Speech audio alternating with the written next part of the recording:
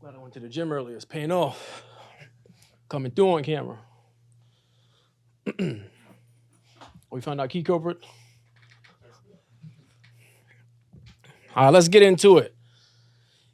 If you're hearing the sound of my voice, that means you're tuned into another episode of the Marc My Words Show, the show where I say what I mean and mean what I say. My name is Marcus-Lamar, and I am your host. And for the next hour, I hope to provide you some much-needed relief from whatever you may be going through in life. I hope everybody out there listening is doing well, spiritually, physically, emotionally, financially. I know that I am, which means you all are in for a great show. I'm in a really good space. I've been working out a lot lately. I hope you all are too. For any first and new listeners, welcome to the show. I talk about a little bit of everything on the show because I feel like I'm well-versed in sports, pop culture, and I find a lot of things interesting. My goal with this show is to try and make sense of the things that don't make sense in this world while providing some comedic relief, even though I'm not a comedian. For any returning listeners and viewers, I want to thank you for your continued support. I'm steadily trying to grow my YouTube channel, The Marc My Words Show, which you can find on YouTube right now. I'm at 381 subscribers and counting. I have a goal in my mind that I want to hit, and I'm going to. My goal is to produce as much content as I can, and I hope that you all resonate with it and find it engaging. Now that we've got that out the way, I want to start with the biggest story in sports, which is actually a non-sports story. It has nothing to do with actual sports, but it has to do with the sports figure. And I'm talking about Travis Kelce. Travis Kelce, the Kansas City Chiefs tight end, and Taylor Swift have been dominating headlines since Sunday. Now, for those of you who are unaware of what's going on, assuming you've been living under a rock or you don't pay attention to the NFL or to pop culture or music, Travis Kelce and Taylor Swift are apparently dating or spending time together. I don't know what people call it in 2023, but they've been seen out and about. Now, I don't know where this relationship or friendship, whatever we want to call it, came from, but all I know is that I want it to be wrapped up now. I want it to be wrapped up now. You see, I know what's happening. The National Football League is the number one sport in America. Men across this country, including myself, we know that Sundays are devoted to football. It's the only day of the week where we can watch football for 10 plus hours. But somehow, women have found a way to ruin it. And they're doing that by inserting Taylor Swift into the National Football League. So on Sunday, as I'm sitting down trying to enjoy some NFL games, the broadcast during the Kansas City Chiefs game and Chicago Bears game kept panning to Taylor Swift in the skybox, who was sitting next to Travis Kelce's mom, or standing next to his mom, Donna Kelce. Now, I don't have an issue with Taylor Swift being at the game. Do I think she likes football? No. But I get it. If you want to support Travis and his team, that's fine. What I don't need from the broadcast or from the media is every 3 to 10 minutes you showing Taylor Swift and her skinny ass awkwardly clapping because Travis Kelce has done something on the field which isn't even that remarkable. I don't want to see it. Furthermore, when Patrick Mahomes was walking off the field, as he was getting interviewed, instead of the reporter asking him about what the Chiefs did to stomp on the Chicago Bears, the first question out of their mouth was, "Hey, what do you think about Taylor Swift being at the Chiefs game?" Now, Patrick Mahomes, to his credit, leaned into it, ha ha ha. And I'm not going to make too much of a big deal about it because it really is a non-relevant story. If you've been around long enough, we know that this is a PR stunt. We know that them being out and about in public is a rollout. The only people who don't think that Taylor Swift and Travis Kelce's relationship is fake are people who still believe in Santa Claus. Period. We know it's a rollout. And the reason we know this is because in the aftermath of the game that Taylor was at, all of a sudden everything spiked for both of them. Jersey sales, music sales, content for both of them is up across the board. So it's working. It's working. I'm not here to tell Travis Kelce who to date, who to spend time with. That's not what I'm here to do. He's a 33-year-old grown man. He's a professional athlete.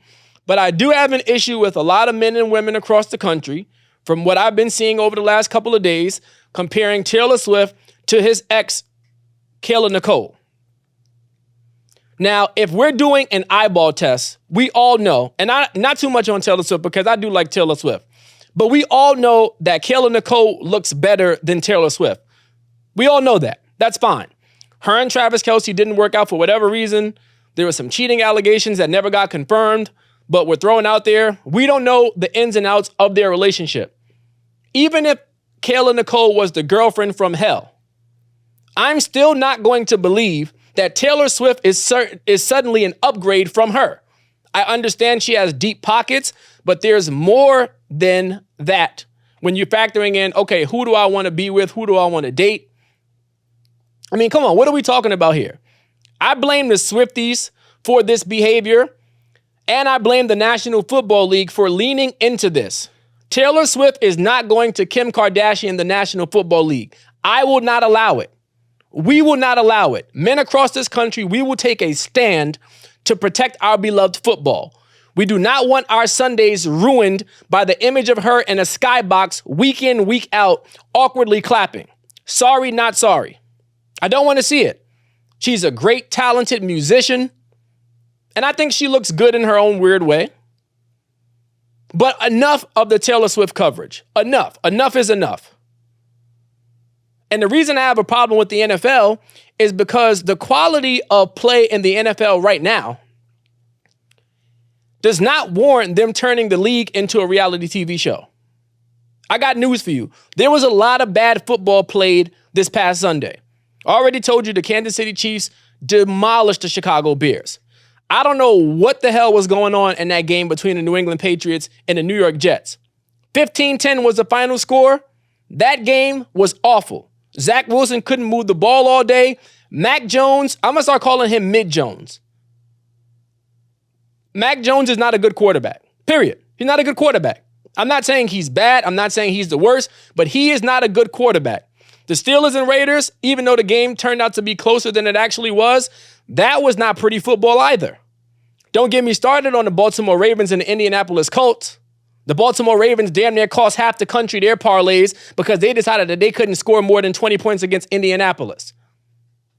The quality of play in the National Football League across the board has been abysmal. It has been bad. It has been bad. I'm not sure what it is. I understand it's still early in the season, so I'm not going to overreact. But what I do know is the quality of play has not been good through the first 3 weeks of the season. And maybe that's why the NFL has decided, hey, even though the ratings are good, they could be better. The quality of play on the field isn't great. Let's go with a non-NFL story, which is, the Kansas City Chiefs star tight end Travis Kelce is dating one of the biggest musicians on the planet. It's a cute story, but we all know that this is going to come to an end soon. I don't know when. It may last a few weeks. It may last a few months. But Travis Kelce and Taylor Swift, in my humble opinion, are not seriously dating. I'm tired of Hollywood and these fake couple rollouts. They did it with Jonathan Majors and Megan Good. I don't care what Jonathan Majors and Megan Good tell the world. I do not for 1 second believe they are seriously dating each other. I don't. I'm not sure who gets these celebrities in the room and sits them down and says, hey, we think it would be really great if you hook up with you. It would increase your brands. It would elevate your quality of life or your status, your social status. It would bring this genre of people or fans into this genre. It's a brilliant strategy, but I know it and I can spot it from a mile away. You can tell when the media is purposefully trying to shove something down our throats. And for the last 48 to 72 hours, we've been getting nonstop coverage of Travis Kelce and Taylor Swift. Now, a lot of people, specifically black people, think that Travis Kelce has been cosplaying this whole time. Not only did he ditch, or not seemingly, he didn't ditch Kayla Nicole for Taylor Swift, but he's no longer talking to, as far as we know, a black woman. He's Taylor Swift is white, obviously. But he's also shaved his beard. Now he looks like a state trooper. That's been the running joke for the last 72 hours.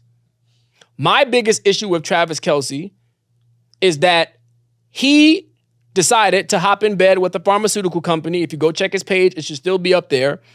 And he's promoting the fourth iteration or fourth generation of the Buddy Love Potion. Now, for those of you who don't know what the Buddy Love Potion is, it's relating to COVID. It's relating to COVID.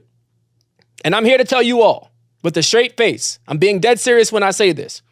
Anybody, I don't care if it's an average Joe, I don't care if it's a celebrity, I don't care if it's a politician.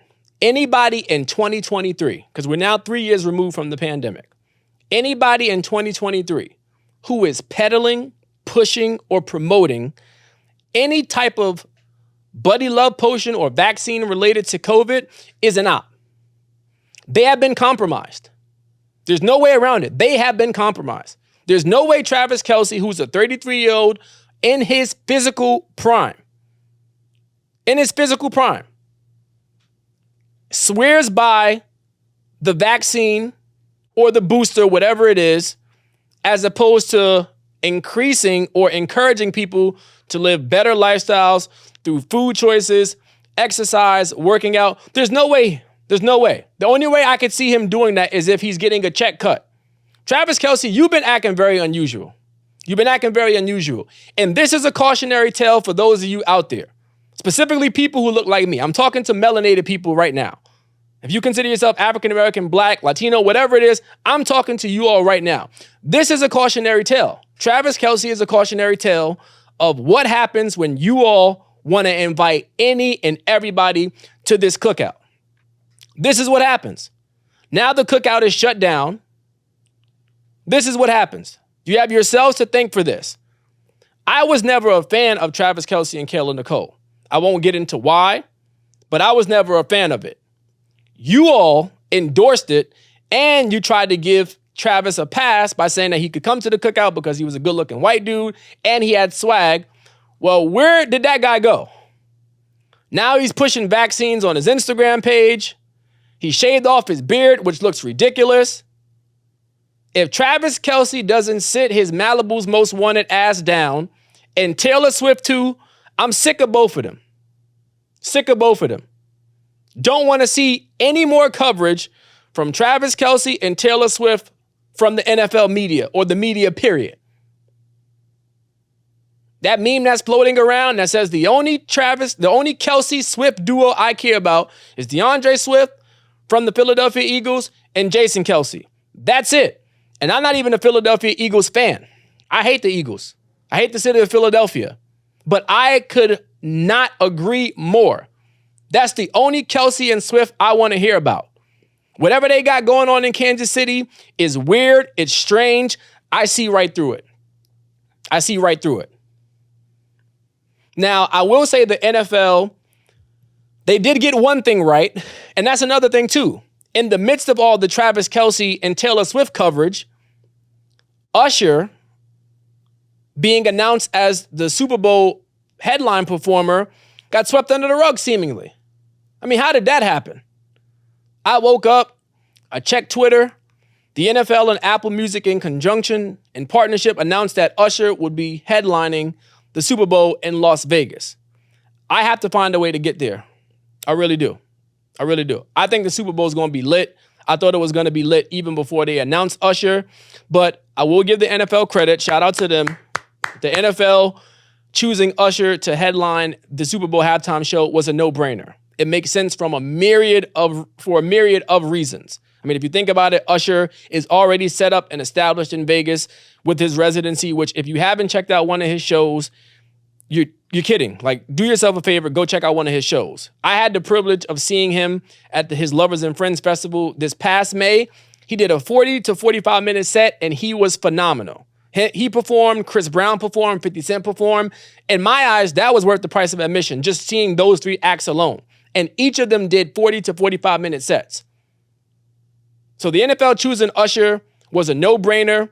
from a standpoint of he's already established there. He's brought a festival there, which is extremely popular, extremely successful. His residency, which I think is supposed to be running through November and December. He's supposed to be dropping an album. He's had a bunch of singles recently. He had the Keke Palmer controversy.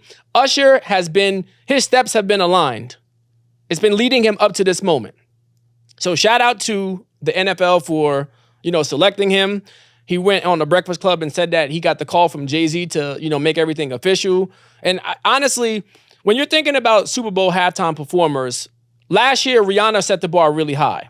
Some of you all thought that her performance was mid. Not too much on Rihanna because I do love Rihanna, Team Navy. Some of you all thought her performance was mid. I disagreed. And the reason I disagreed is because I was grading her on a curve. Rihanna hadn't performed in 5 or 6 years.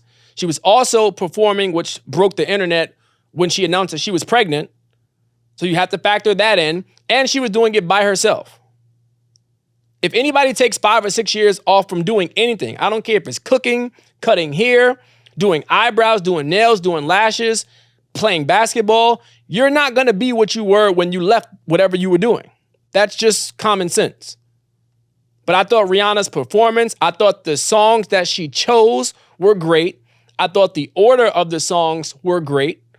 My only thing was I would have wished, which this is wishful thinking, Kanye and Jay-Z would have appeared or performed Run This Town with her. But I understand Jay-Z is more on the executive side, and there was no way the National Football League was letting Kanye West anywhere near that Super Bowl. That's why I said wishful thinking. Now, it will be interesting to see what Usher does, because Usher is the type of talent. He's a legacy act. He doesn't need anybody to perform with him. He could put on a show solo dolo. Do I think he will? No, I think he'll have 1 or 2 special guests probably. But if he doesn't, would I be mad? No, I wouldn't be mad. Usher doesn't need anybody to share the stage with him. And honestly, I'm not mad or hating on anybody who wants to share that stage or that moment by themselves. Totally get it. He's been talking about this for years. It's been a goal of his. It's been a dream of his. So I'm genuinely happy for him. Now, the question is, what songs is he gonna perform? And what order? Because when the NFL is looking at, okay, who are we gonna get to perform at the Super Bowl halftime show? Over the past couple of years, they've ensured or did their best to ensure that everybody is represented in some way, shape, or form. Rihanna has what you call crossover appeal. So she can appeal to black and white people. The year before that, they had Eminem, Dr. Dre, Snoop Dogg, Kendrick Lamar, 50 Cent made a guest appearance, and Mary J. Blige. It was at SoFi Stadium in Inglewood, so it was an all LA group. It made sense. That made sense. In years past, you've obviously had Beyonce, you've had Bruno Mars, you've had Coldplay, you've had U2, you've had Shakira, J.Lo down in Miami. So it'll be interesting to see what songs Usher performs, because he's trying to appeal to black people, white people, Hispanics, men and women. And a lot of his music is, for the most part, slow, sensual, that R&B vibe. But I obviously we know, some songs on the list. Yeah, My Boo, Confessions, You Remind Me, You Make Me Wanna, You Got It Bad, Hey Daddy, I Don't Mind, Caught Up, Burn. I want to see what songs make the list. What songs make the cut? I would love for him to perform Superstar, but I was talking to some of my friends and they're like, I don't really know if that fits for the moment. And I could understand it. I could see that. It's going to be hard because he has a lot of hits. And there are certain songs that we want to hear from him specifically. Like, he cannot get up there and not do a song that's universally recognized as one of them songs. He just can't do it. He just can't do it. That can't happen. Now, the rollout for Usher performing at the Super Bowl halftime show was a brilliant commercial. I dislike that Kim Kardashian was affiliated and associated with it, but it is what it is. They basically recreated one of his videos from the past, and Kim Kardashian was calling him with the good news. When Usher was on the Breakfast Club, he said, hey, the reason I've invited Kim in to do this is because me and her are close. She's a good friend of mine, and she's been supporting me all these years. So I totally get that. But Deion Sanders also did a remake of the commercial, which is a good segue to my next point. Deion Sanders did a recreation of the commercial, and Usher said that he tapped Deion to do it because he really likes the story of Deion and how he's persevered through his health problems. For those of you who don't know, Deion Sanders has had some really scary and almost, near-death experiences over the last couple of years where he's had multiple surgeries, been in and out of the hospital, has been facing his legs getting amputated, eventually had some toes amputated. So the Deion Sanders story is remarkable. Deion Sanders has won at everything he's done in life. And I genuinely like Deion Sanders, even though I've never met him. I've never had a conversation with him. I like Deion Sanders because Deion Sanders strikes me as the type of person where he is what he is. And I can count on him to be him. I love that about Deion Sanders. Now, with that being said, I didn't talk about this last episode, but I'm definitely going to get into it right now. Deion Sanders, ever since he's popped up at Colorado, and maybe even before then, but more so specifically now, from what I've observed over the first 4 games this season with Deion Sanders as the head coach at Colorado, Deion Sanders is now in a protected bubble. What do I mean by when I say a protected bubble? If you're black and you criticize Deion Sanders, you're considered a hater or a sellout. If you're white and you criticize Deion Sanders, you're considered a bigot, a racist, prejudiced, you discriminate. So basically, that means that nobody can critique Deion Sanders without being accused of being on one side of the fence or the other. And that is unfortunate because what it results in is now the discourse around Deion Sanders is extremely disingenuous. I watch a bunch of sports media content daily. I listen to a ton of podcasts, including my own, the Marc My Words Show, like I said at the beginning. You guys can follow me on YouTube. I'm on Apple, Spotify, iHeart, all major streaming platforms. And people who look like me in sports media and in the podcast space are reluctant to call Deion Sanders out on his shit. Deion Sanders is a janky pastor. He's a used car salesman. That's not meant to say he's a bad person. It just is what it is. He could sell water to a well. He's a talker. He's a marketer. He's a manipulator. These are all true things. This does not make me a Deion Sanders hater. It doesn't mean I'm a sellout. Now, I understand the motivation for some people rooting against Deion is because they don't like his bravado. They want him to be, quote unquote, humbled. But we all knew that Oregon was going to smoke Colorado. We all knew that. We all knew that. But Deion always makes everything about him. That's my issue with him. If I was somebody who wanted to share space with Deion Sanders, whether that be working for him, whether that be playing at Colorado, you have to know that it is the Deion Sanders show and then everybody else. And I get it. It's prime time. We're talking about one of the greatest, if not the greatest, cornerbacks in NFL history. The man's a Hall of Famer. He was a 2-sport athlete. He played baseball and football at the same time. That is insane. That is insane. You know how hard it is to master one thing in his lifetime, let alone 2? Deion Sanders probably has the greatest contacts list in his phone in like the history of phones. I get that. Everybody wants to support Coach Prime. But we have to start being honest with ourselves. We have to start being honest with ourselves. The reason people want to see Colorado get smoked is because of Deion Sanders. He's created this monster. So when he does get smoked and when Colorado does lose, you can't then go and say, man, that's hate, man. Y'all hating on Prime. Y'all don't want to see Prime succeed. No, they don't want to see Prime succeed. Man, they jealous. Yes, they are jealous.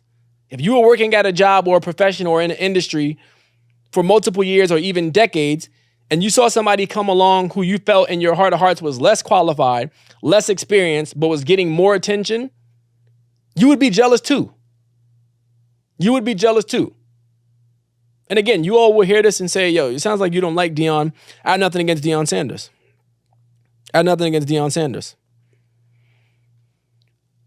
But he did have a quote that I liked in the aftermath of the game to Oregon. He said, when asked by reporters, he was talking to reporters, he said, if our confidence offends your insecurity, that's a problem with you, not us. I agree with Deion Sanders 100%. I agree. People think that I'm arrogant. Maybe I am. I don't know. But I've seen the other end of the spectrum. I've seen people who suffer from low self-esteem. They're not fun to be around. They're not fun to be around. You have to constantly pick them up. And even when you try to do so, it's still like a pulling teeth thing. It's still a pulling teeth thing. The only people who get offended by other people who are arrogant are people who suffer from low self-esteem. Now, there is a thin line between arrogance and confidence, and Deion doesn't tight walk that. He's well over it. He's well over it. I remember watching him have an interview with Taylor Rooks, and he said something that wasn't even that profound. And he was like, ooh, I'm over here dropping gems. There's no bigger fan of Deion Sanders than Deion Sanders. The man loves himself. The man loves himself. I'm surprised at the N-word, and by N-word, I'm talking about narcissist, not the other one.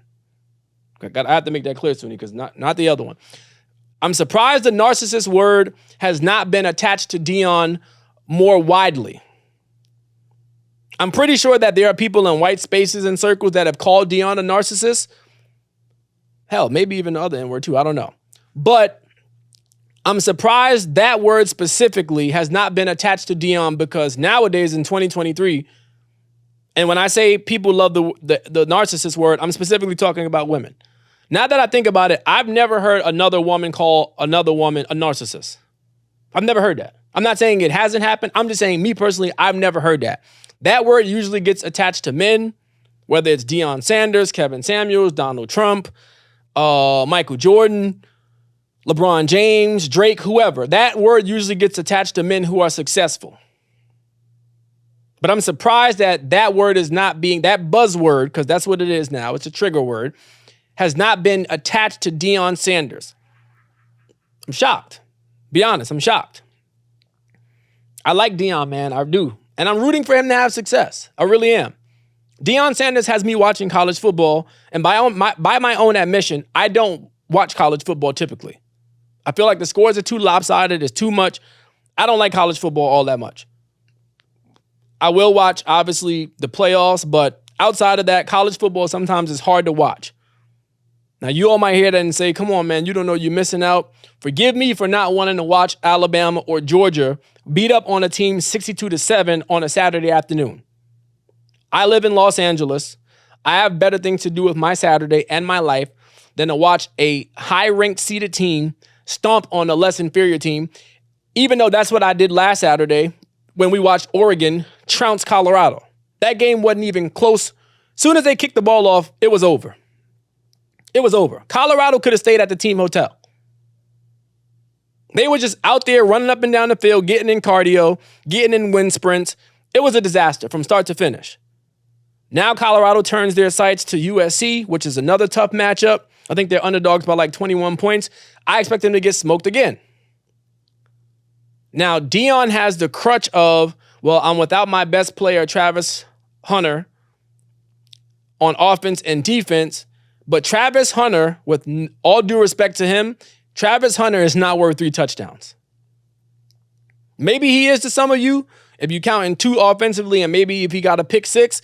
But no, the gap between USC and Colorado, or the gap between Oregon and Colorado, is not Travis Hunter. Colorado has way more issues than being down Travis Hunter. In the trenches, they are getting whooped. The offensive line is a mess. The defensive line is not particularly good. So, but we'll see if Prime can turn things around. We'll see if Prime can turn things around. I want to keep things on the NFL. I want to shift gears to the Denver Broncos. The Denver Broncos, man, where do I start with the Denver Broncos? So the Denver Broncos are 0-3. They're 0-3. The Denver Broncos, by all accounts, should be 2-1. They lost on a last-second touchdown to the Raiders, 17-16, at home. They were in position to beat a Washington Commanders football team that's not that good. They were up 21-3 at halftime, and they ended up losing the football game. How? For reasons unbeknownst to me. I watched the finish, and even though they almost won the game or tied the game with that ridiculous Hail Mary, there's no way they should have lost that game. Now, what happened this past Sunday against the Miami Dolphins down in Florida was the culmination of what this season is heading. It's over. It's over. And I was one of the people that had high hopes for the Broncos when they added Sean Payton on the sideline. I did. Now, on paper, Russell Wilson is playing better than he did last year statistically. But he's still playing like he's going through a divorce. And when I say he's playing like he's going through a divorce, I don't mean one from Ciara. He and Sean Payton are headed for a divorce. That's the reality of this situation. Anytime you lose a game by 50, you let the Miami Dolphins hang 70 points on you. Now, don't get me wrong. The Miami Dolphins are a great football team. They look well coached. They got a lot of bells and whistles. Offensively, Tyreek Hill is a cheat code. You got Jalen Waddle. Tua doesn't really turn the ball over. They're a juggernaut. But we just saw them struggle a week ago on Sunday Night Football against New England. They only scored 24 points.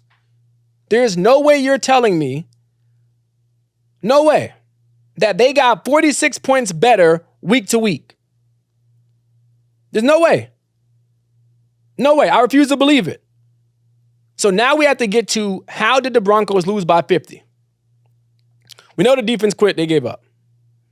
Let me not say quit. They got exposed. It was a long day at the office for anybody who was on the Broncos defense. But offensively, this offense is still not clicking on all cylinders. They're not. Russell Wilson is only 34 years old. And I've been trying to contextualize why is Russell Wilson, why does he look like that? He looks thicker, he looks slower. I just don't get it. Russell Wilson was one of the most elusive quarterbacks in NFL history. At one point, I was arguing that Russell Wilson was the most overrated and underrated quarterback. Now, how can the two things be true? I was saying that he was a top 5 quarterback. Some people were saying, no, that's too high. I felt like they were underrating him. They felt like I was overrating him. The reason Russell Wilson has been playing the way he is because he's taken a lot of abuse throughout his career. Russell Wilson is one of the most sacked quarterbacks in NFL history. If you don't believe me, in year 1 with the Denver Broncos, Russell Wilson sacked 55 times. Sacked 55 times. The only active quarterback who's been sacked more than Russell Wilson is Aaron Rodgers. Since 2012, Russell Wilson has been sacked 492 times. Let that sink in. 492 times. He's already been sacked 10 times this season. Already, through 3 games, he's already been sacked 10 times. So that means he's averaging 3.3 sacks per game. There's 14 games left in the season. At this rate, he's on pace for another 50 burger. No pun intended. That is not sustainable. It's just not. He's been running for his life his entire career. When he was in Seattle, that was the story. Remember when they traded Max Unger for Jimmy Graham and one of the worst trades in NFL history? And then I'm still old enough to remember the, let's let Russ cook phenomenon. Okay, well, we've been letting Russ cook, or we tried to let Russ cook, and his restaurant burned down. No more restaurant, no more plates, no more food. Sorry. Party done. Goodbye. So the Denver Broncos have a dilemma or a problem on their hand. Because I think Sean Payton can coach. I think Sean Payton would do wonders for Justin Herbert. Because Brandon Staley with the Los Angeles Chargers is not it. He's not it. And Sean Payton with this Russell Wilson and the Denver Broncos is also not it. So if you don't want to get rid of Sean Payton, you have to get rid of Russell Wilson. But you got a lot of money tied up into him. When it's all said and done, Russell Wilson's contract or that trade may go down as one of, because I don't want to overreact or exaggerate, but that trade will definitely go down as one of the worst trades in NFL history. Russell Wilson looks like a shot fighter. Again, his numbers look good on paper, but don't talk to me about stats because Kirk Cousins' numbers look good week in, week out. When you go look at the stat sheet, it's like, wow, Kirk Cousins' completion percentage is high, a lot of touchdowns, maybe 1 or 2 picks. Not bad. But it's not amounting to W's. It's empty calories. It's the same argument I had with Matt Stafford all these years, who you all tried to tell me was a Hall of Famer after he won 1 Super Bowl. You all have lost your damn mind. You've lost your damn mind. I'm not even the biggest Eli Manning fan, but there's no way I would ever take Matthew Stafford over Eli Manning if I had a playoff game and one game to win. No way. No way. Matthew Stafford is overrated. He's been in the league for more than 10 years, and he still throws and makes mind-boggling decisions. I watched it on Monday night against the Bengals. I don't get it. But this Russell Wilson, Sean Payton marriage, it doesn't look good. It does not look good.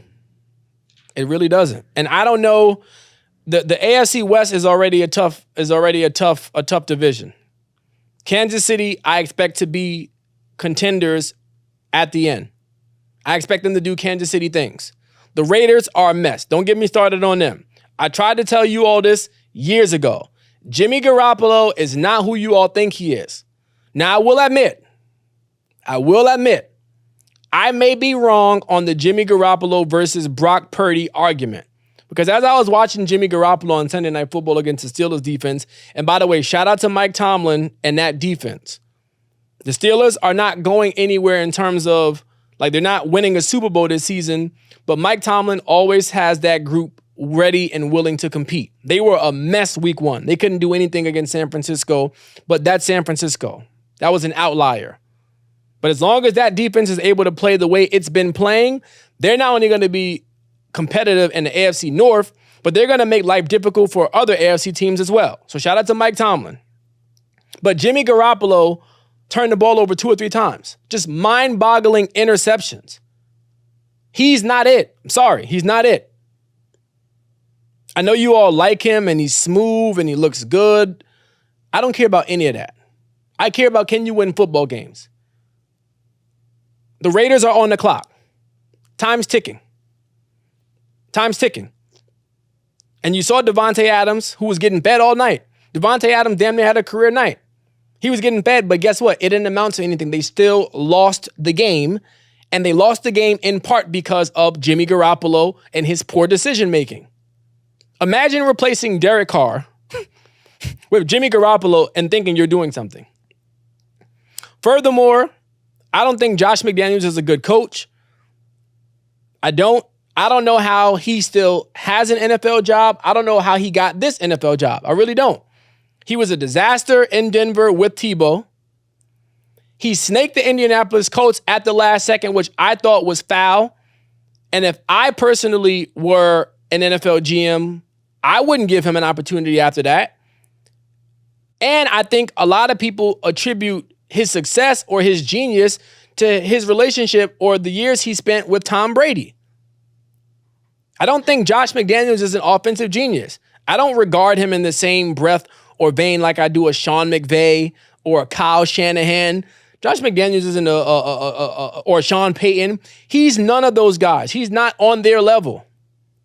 The Raiders have more than enough weapons on offense to be able to muster more than 18 points. Hell, in today's NFL, teams should be able to march up and down the field and at least score 24 points week in, week out, at minimum. With the way the rules are geared to cater towards offenses, the suspect officiating we see week in, week out, you mean to tell me you can't score more than 18 points at home in a primetime game? I mean, come on. Come on. And then with the ball and a chance to, drive, I think they only had 12 seconds left, so they weren't really going to score. But you never know. You throw a Hail Mary, get a pass interference. What does Jimmy Garoppolo do? Right on cue, another interception. And he played like the sorry person, the sorry quarterback that he is in front of his family.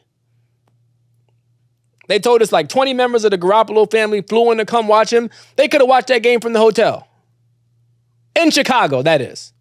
Now, granted, Vegas is a good time. So they killed 2 birds with 1 stone, I'm assuming. But ain't nobody fly damn near half cross country on a plane just to see Jimmy Garoppolo stink it up, which he did. This is who Jimmy Garoppolo is, man. This is who Jimmy Garoppolo is. There's a lot of bad quarterbacks in the NFL. A lot of bad quarterbacks. Now, I want to take my time with this next. I'm still keeping it on football. Again, don't forget to subscribe to my YouTube channel, the Marc My Words Show. I'm still keeping it on football because before I came in to record today, before I came in to record today, bear with me, give me a second. Before I came in to record today, Colin Kaepernick, man. It's 2023 and we still talking about Colin Kaepernick. Probably just going to read this off my phone because it'll be easier. Colin Kaepernick, man. Colin Kaepernick. So J.Cole took it upon himself to post. I'm not going to read all of this to y'all because y'all can go research this for yourselves. J.Cole, right? J.Cole took it upon himself with permission from Colin Kaepernick to post the letter that Colin Kaepernick sent to the New York Jets after Aaron Rodgers went down with his season-ending injury. I'm going to read some of this to you all. I hope this letter finds you in great spirits despite the less than ideal start to a big season, yada, yada. I'm writing, of course, in response to the unfortunate loss of Aaron Rodgers. However, I know that there are currently depth issues at the position. I heard the backup spot is likely to be filled by a veteran quarterback. As much as I would love the opportunity to fill that spot, I'm writing you in hopes that you can imagine a much different approach involving me. I would be honored and extremely grateful for the opportunity to come in and lead the practice squad. I would do this with the sole mission of getting your defense ready each week. If I were able to fill this role for them, I believe this allows for multiple things. Colin eventually closes the letter by saying, as a final point, I would like to add this. Unlike many of the veteran QBs that have been named in the media, I've never retired or stopped training. My training schedule has remained the same for 6 years, Monday through Friday, 5 a.m. to 8 a.m., training on the field and in the weight room. I've kept this training schedule without failure for the past 6 years in hopes that an opportunity will present itself. I say this to give you some perspective on where I'm at physically. Let me sit up for this one, man. Let me sit up for this one. It's 2023. It's 2023. Hold on, because I want y'all to really, I'm about to get serious now. It's 2023. Colin Kaepernick has to let it go. He has to let it go. He has to let it go. You have been out of the league for 6 to 7 years now. You've been out of the league. I don't care what training you do. There's no general manager or owner in their right mind who is going to go get a quarterback who sued them, won the lawsuit, and received the settlement for an undisclosed amount off of his couch to come be a quarterback on the practice squad. Colin Kaepernick and his story and his journey is way too polarizing for him to go in and assume a spot on a practice squad roster. He knows this.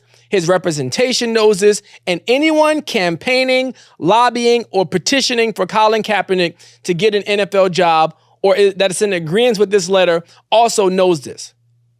We have to stop this. Enough is enough. He's not getting back into the league. And quite frankly, you all can criticize me all you want to. I don't care how this makes me sound. If I was an NFL owner, which that's who Colin Kaepernick essentially sued, he sued the NFL, which the owners are part of the league. There's no way in hell I'm letting you back into my league. Not after you sued me and we had to pay you an undisclosed amount. So you basically won the lawsuit, which vindicated or proved what you were alleging to some degree. You can miss me with that. It's up. You could call me Petty King. I am a grudge holder. There's no way I would allow that. No way. No way. Now, I like J.Cole, and I'm going to get to him in a minute because I ain't like what I saw. I saw an interaction he had with somebody that I'm really, really fond of, and I was not feeling J.Cole's energy. You all are probably like, what is Marcus talking about? Like, J.Cole don't bother nobody. He doesn't bother anybody. But I'm tired of him dressing like a Quaker. Enough is enough. We get it, J.Cole. You don't want people to think that money has changed you. But my brother, it is okay. Let me look dead into the camera. We right here. For those of you listening, if I run into or work hard enough to get a substantial amount of money that increases my current quality of life, it's definitely going to change me. Period. Nothing wrong with that. There's nothing wrong with that. I know J. Cole is not a fashionista. I know he's not the runway in New York. That's not his vibe. That's not his aesthetic. He likes to keep things modest. But some of the outfits he chooses to wear in public are just like, what are we doing? Like, we get it. You don't want us to know that you have money, but you're not fooling anyone. We know you have money. I'm not saying you got to dress fly to death every day, and I'm certainly no fashion expert. But I'm tired of seeing J.Cole look like he belongs on 42nd Street with a red cup shaking. Tired of it. And furthermore, J.Cole, Topanga, shout out to Topanga. For those of you who watched Boy Meets World growing up, Topanga was every guy's crush. I don't care whether you were black or white. At some point in life, you had a crush on Topanga from Boy Meets World. By the way, I think she's 41 or 42. She still looks amazing and fire. Not too much because she is married. But Topanga still looks fine to this day. She happened to run into J. Cole backstage. I'm not sure where they were at. She was excited. She gives J. Cole a big hug, tells her how much he's a fan of his. And J. Cole's energy was just like, okay, cool. Like, that's what's up. Like he said it like, yeah, I appreciate that. But J. Cole, we talking about Topanga. Don't treat Topanga like that. We're talking about Topanga. Not to mention you dropped her name in a song years ago. I think 10 years ago, 2010 or 2013. I was looking for a little bit more from J. Cole, but I get it. He's a laid back guy. When he gets in the booth, he do be snapping. When he does make music, it's been a minute. I don't know. Is a J. Cole album in the works? I don't know. But me personally, the Boy Meets World fan in me, shout out to Topanga, man. I wasn't feeling that. I wasn't feeling how he treated Topanga. I'm trying to think of what else is going on in the world that I want to touch on before I get out of here. I think I have 10 minutes left in the show. I'm trying to figure out how I want to broach this topic of Crisean Rock and Blueface. I'm trying to figure out because, for the record, I don't have kids. I'm not in a relationship at the moment. But you all, if I say what I really want to say about Crisean Rock, you all are going to think that I'm bullying her and not being supportive of her. But you know what? My name is Marcus-Lamar, and I don't give a damn. So I'm going to just tell y'all what it is. Y'all got to stop enabling this girl. You have to stop enabling this girl. If someone says something critical of Crisean Rock, whether it be publicly, to her face, yes, we can empathize with her and say, hey, we know you might be going through a lot. You're new to motherhood. You may be in dealing with postpartum depression. But we knew Crisean Rock was a lunatic before she had the baby. Now, collectively, we all tried to intervene and say, hey, you and Blueface are both one flew over the cuckoo's nest. And you two being together is like the blind leading the blind. Maybe it'd be in your best interest to, I don't know, not have a baby together. But they ended up having a child together. So that's crying over spilled milk. That's in the past.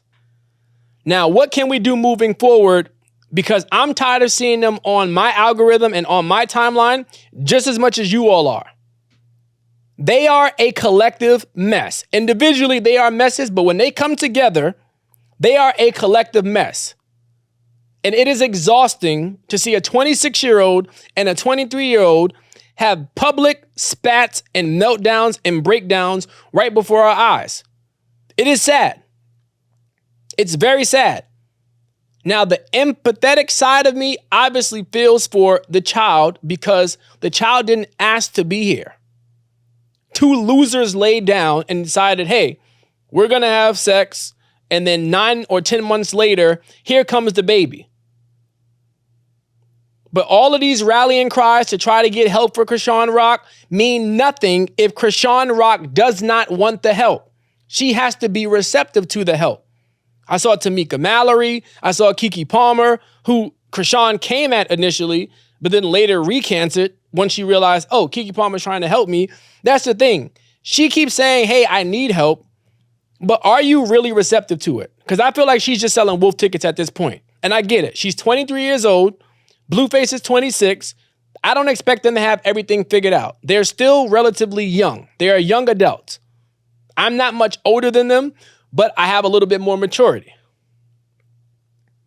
But this is a mess. It is an ongoing saga. Before I came in to record the show, now I saw that Crisean is allegedly thinking about pressing charges on Blueface because he supposedly posted pictures of the baby's genitalia on social media. Only to come back hours later and say, hey, my Twitter and my phone was hacked. These two are a mess. They are a mess. It is a mess. And for anybody who ever compared them to Bobby and Whitney, God rest Whitney's soul, what were you all thinking? You have to have talent. I saw something the other day that said, Bust Down Tatiana was a great song, but it was not great enough for us to still be hearing about Blueface 24/7 5 years later, whenever it came out. And it was not. It wasn't. Just being honest. Enough with the Crisean Rock stuff, man. It is annoying. I'm glad that there are people out there like Keke Palmer. She's trying to wrap her arms around Crisean Rock because they do need help. Both of them need help. I don't know if it's mental, psychological, emotional, spiritual. It could be all the above. We can all agree and see they need help. And now that there's a little life at stake, the baby, we want what's best for the kid. But this is also a cautionary tale to people out there. You need to do a better job of picking who you have children with. I know it seems like a really foreign concept, but in 2023, there's no excuse, barring one incident or one instance, which I will not say on air, for anyone to be getting pregnant by accident. There's way too many contraceptives for women and men and other alternative methods that you can do before you actually carry a child to birth. I just don't get it. There needs to be more accountability from people. I get that they're young and young people make mistakes. Humans make mistakes. But we knew once Crisean announced that she was pregnant by Blueface, this was going to get ugly fast. And boy, did it. Every other day, it is something with Bluetooth and Crisean. Every other day. I don't know if I'm more tired. That's why they say be careful what you wish for. Because a week ago, we said, hey, this Deion Sanders, at least I did. I don't know about y'all. I said, hey, this Deion Sanders coverage is starting to get annoying. Everywhere you look and turn, Deion Sanders is making the rounds. Everyone's talking about Deion. We went Deion crazy. Now we're going Travis Kelce and Taylor Swift crazy. And I want them to change the radio station on that. I would take those two coverages over Crisean and Blueface any day of the week. Any day of the week. Everyone keeps saying, yo, just mute their names. If you mute their names, it won't come up on Twitter. Apparently, they must be stronger than the algorithm. Because these outlets and these blogs keep posting their nonsense, which inevitably comes across our eyes, and it's low vibrational stuff. It really is. It is sad. It is sad. It really is. While I'm on the topic of Keke Palmer, she appeared on the Today Show. Shout out to Keke. And when she was on the Today Show, they obviously asked her about her relationship with her boyfriend, Darius, who we haven't seen or heard from since that debacle at Usher's residency in Las Vegas. Again, if you're new to the show, I said initially when Keke Palmer announced to the world Darius was her partner, this dude ain't it. He's not it. But you all told me, specifically women, hey, as long as he makes her happy, as long as she's happy, I'm good for it. Fast forward, she went to the Usher concert. Usher was dancing all up on her. She was dressed like she was wearing an outfit from Rainbow, not too much on Rainbow. I thought the outfit was trash. And it caused a world storm because Darius went on Twitter and basically said, Keke, you need to sit your ass down, be a mother, be more ladylike. And obviously that didn't sit well with too many women. Now, I don't know where their relationship stands. Keke kind of sidetracked the question, but no answer is an answer. For those of you out there listening, if you ask someone a direct question and they say, mind your business, that means it's whatever you think it is. So when she was asked, hey, are you and Darius still together? And she said, I'm going to take a page out of Beyonce's book. Y'all mind y'all business. You and Darius are not together. Because if y'all were together, you would have said it. I understand she has the right to privacy and she doesn't have to answer the question. But 9 times out of 10, if they were on good terms and were together, she would have came out and said it, period. This is the reality of the situation. It's the reality of the situation. I like Keke Palmer, but I don't like Darius for her. Sorry, I don't. But, you know, that's her dating life and choice. I mean, it is what it is. It is what it is. Trying to see if there's anything else I want to cover before I get out of here. While I have you all, like I said, again, please subscribe to my YouTube channel, The Marc My Words Show. I'm also available on all major streaming platforms, Apple, Spotify, iHeartRadio. I'm also available on Amazon Podcast. Shout out to Amazon. Just got on Amazon Podcast. So trying to grow this channel, man. And the way I can grow this channel is by putting out content that you all can really, really, really resonate with. And by just increasing my subscriber count. So please spread the word. Feel free to like, comment, share, and repost any content of mine that you identify with, and give me feedback. You know, I might even use some of your topics on the show moving forward. But I think I talked to you all about everything I had to get off my chest. I spoke about Deion. I talked to you all about Crisean. I spoke to you all about Travis Kelce, Usher. I think that's it. I don't think I'm... Suni, is there anything you want addressed or anything that you saw that came across your peripherals this week?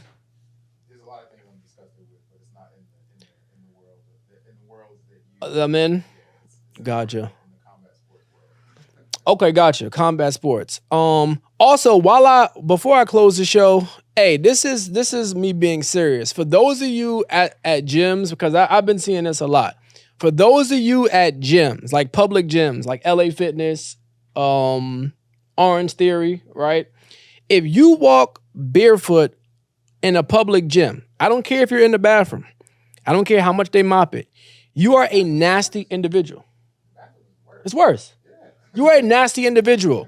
Furthermore, I understand that the locker room area is for changing, but I do not want to see droopy, naked skin on you men at the bathroom. I don't want to see it. There's this thing called the towel, revolutionary invention. Not sure when the first towel was ever invented, but try using one. And last but not least, if you work out in sweats or do-rag where you're actively sweating, you are a nasty individual and your membership should be revoked. Ladies, you cannot trust a man who works out with a do-rag on, because what is he trying to preserve with his hair? What is he trying to preserve? You're going to sweat. And don't get me started on working out in sweats or jeans. I know you all are thinking, well, Marcus, you should be happy that people are working out. I'm very happy that they're working out, but I want them to act accordingly by wearing proper gym gear. Working out in sweats and jeans is disgusting. It is disgusting. And there's a special place in hell for people who do this. If you've reached this part of the show, that means you made it to the end of the episode. As they say, unfortunately, all good things must come to an end. I hope that this episode provided you some new and interesting perspectives, much needed relief from whatever you may be going through, and some laughs. I know I had a good time. Be sure to subscribe to my YouTube channel, The Marc My Words Show. And if you were feeling this episode, please leave a review on Apple Podcasts. That's very, very, very important. 5 stars and leave a review on Apple Podcasts. I go by the name of Marcus-Lamar. You all will be hearing from me again soon. In the meantime, I hope everybody enjoys the rest of their week. Have a safe week and weekend. Enjoy week 4 of the NFL. And like I said, you all will be hearing from me again soon. Mark my words. Until next time.